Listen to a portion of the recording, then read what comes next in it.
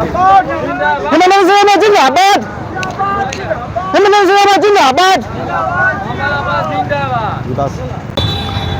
ক্ষেত্ৰত আমি অসমৰ ভাৰতৰ গৃহমন্ত্ৰী ডাঙৰীয়াক তেখেতৰ ওপৰত ব্যৱস্থা ল'বৰ কাৰণে আমি আহ্বান জনাইছোঁ অনুসূচিত যুৱ ছাত্ৰ পৰিষদে।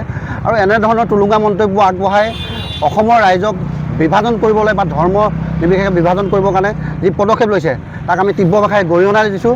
আৰু অনাগত সময়খিনিত অসমৰ ৰাইজৰ উন্নয়নৰ কাৰণে যি ধৰণৰ মুখ্যমন্ত্ৰীয়ে পদক্ষেপ লৈ আছে উচ্ছেদক আমি পুনৰ সমৰ্থন আগবঢ়াইছোঁ। আৰু এই উচ্ছেদৰ সমৰ্থন আগবঢ়োৱাৰ লগতে আমাৰ যিখিনি নিবনুৱা লোক আছে তেখেতলোক সংস্থাপনৰ কাৰণে যি ভূমিকা গ্ৰহণ কৰিছে অসম চৰকাৰে তাক আমি ধন্যবাদ আৰু কৃতজ্ঞতা প্ৰকাশ কৰিছোঁ। আৰু অনাগত সময়ত মাদানীয়ে এনেধৰণৰ মন্তব্য মাদানীয়ে নহয় ভাৰতবৰ্ষৰ যিকোনো ব্যক্তিয়ে এনেধৰণৰ মন্তব্য আগনবঢ়াবৰ কাৰণে আমি ইয়াৰ পৰা প্ৰতিবাদী কাৰ্যসূচীটোৰ পৰা উল্লেখ কৰি কৈছোঁ।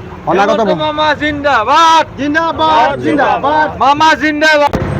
হয় হয় আমি জালুকবাৰী সমষ্টিৰ পৰা মানে আপোনাৰ 10 নম্বৰ ৱাৰ্ডৰ পৰা আমি মেহমুদ মাদানী মেহমুদ মাদানী কোন হয়? তেখেত কোন হয়? অসমৰ কি গাৰ্জেন নেকি তেখেতে যে আমাক মুখ্যমন্ত্ৰী হাতাব লাগে বুলি কৈছে। হুৱাই ইউ? কোন তেখেত? আমি মুখ্যমন্ত্ৰী যি কাম কৰি আছে ছাপোৰ্ট কৰি আছোঁ। আৰু তেখেতে মুখ্যমন্ত্ৰী যদি যেতিয়াই এই উচ্ছেদ বন্ধ কৰিব তেতিয়া আমি মুখ্যমন্ত্ৰীক বেয়া পাম।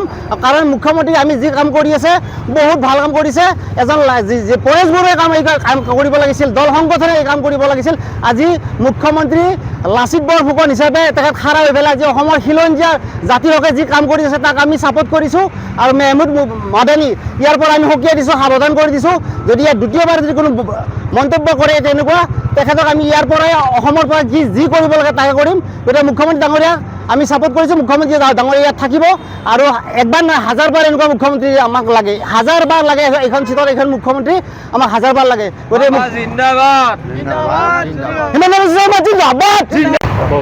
সুধিব নেকি?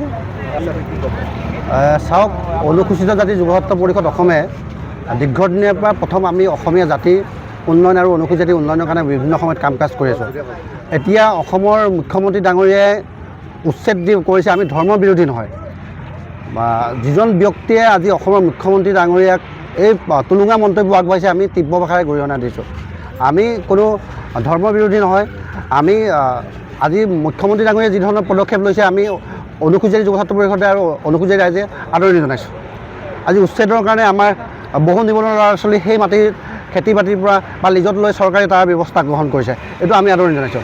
কিন্তু এজন পাকিস্তান মূলৰ বা বাংলাদেশৰ মূলৰ কথা তেওঁলোকে চিন্তা কৰাৰ প্ৰয়োজন আছে বুলি অনুভৱ কৰোঁ। কিন্তু অসমৰ উন্নয়ন বা অসমৰ জাতিৰ উন্নয়নৰ কাৰণে যিজন মুখ্যমন্ত্ৰীয়ে দিনে ৰাতি একাষাৰে কাম কাজ কৰি আছে, উন্নয়নৰ দেউকাই তেওঁ বিভিন্ন জাতি জনগোষ্ঠীৰ উন্নয়নৰ কাৰণে ধৰ্ম নিৰপেক্ষ সকলো কাৰণে উন্নয়নৰ কাৰণে যি কাম কাজ কৰি আছে আমি শলাগৰ পাত্ৰ লৈছোঁ। আৰু যুৱ ছাত্ৰ পৰিষদে এনেধৰণৰ মন্তব্য আগবঢ়াবৰ কাৰণে মানে তেওঁক ধিক্কাৰ আৰু গৰিহণা দিছোঁ।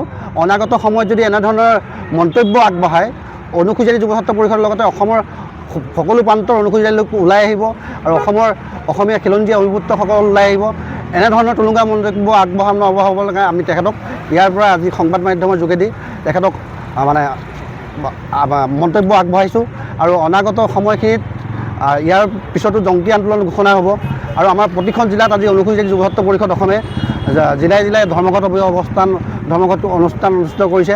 আৰু আজি অনুসূচিত যুৱ ছাত্ৰ পৰিষদে কামৰূপ জিলা সমিতিৰ সহযোগত আৰু জালুকবাৰী তেতেলীয়া বিভিন্ন ৰাইজৰ সহযোগিতাত আমি ইতিমধ্যে ধৰ্মঘট স্থাপন কৰিছোঁ।